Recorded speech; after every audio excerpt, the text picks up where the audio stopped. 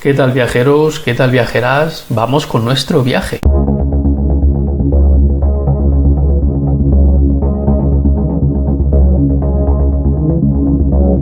Os quería contar, os quería traer a todos vosotros un hallazgo, un nuevo descubrimiento que pone patas arriba toda la investigación y todo lo que conocíamos sobre la prehistoria y sobre los primeros milenios y cientos de años de la historia de la evolución del ser humano, de ese ser humano que nos pensábamos hasta hace bien poco que era un ser primitivo y con rasgos desde luego de muy poca inteligencia.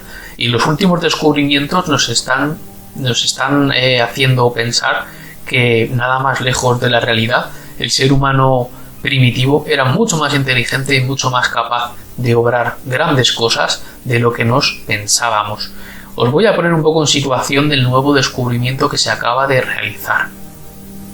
Un equipo de investigadores australianos ha encontrado en Borneo la evidencia más antigua de una amputación quirúrgica. Sí, estamos hablando de una amputación, estamos hablando de medicina avanzada, estamos hablando de una amputación totalmente perfecta, con todo, con todos los procesos y con todos los pasos que habría que seguir hoy en día en la medicina moderna para llevar a cabo una amputación bien.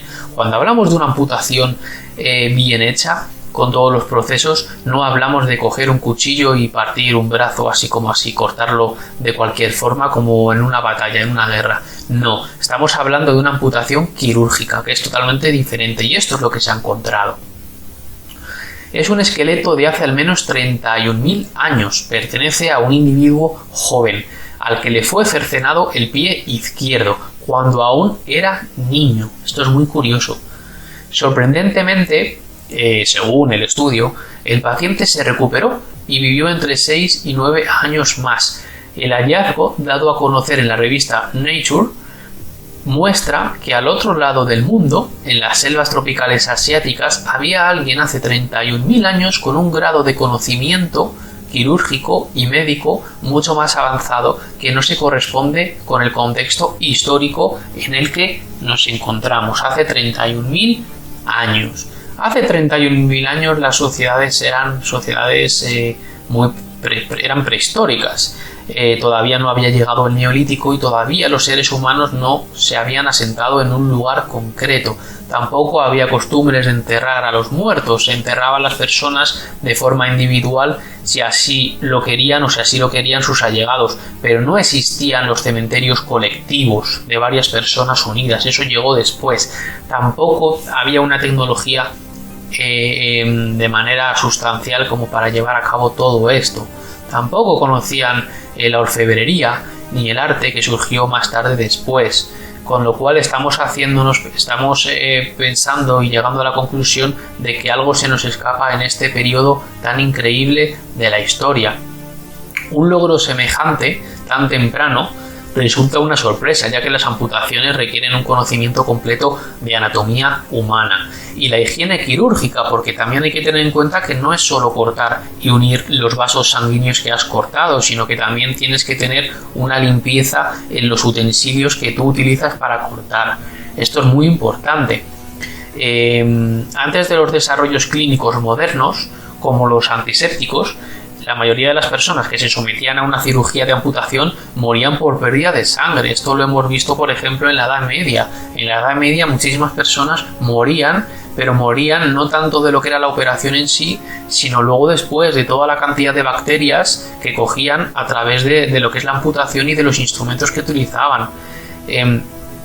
Antes de este descubrimiento, la operación compleja más antigua conocida en cuanto a medicina le fue practicada a una persona hace unos 7.000 años, que era un granjero del periodo neolítico en Francia, cuyo brazo izquierdo fue extirpado quirúrgicamente y luego curado de forma parcial. Aquí estamos hablando del neolítico, en este caso de Francia, pero es que aquí estamos hablando de 31.000 años, estamos hablando de muchísimas veces más en el pasado, ¿no? De una sociedad muchísimo más primitiva que del neolítico, como digo, porque todavía la sociedad no estaba asentada.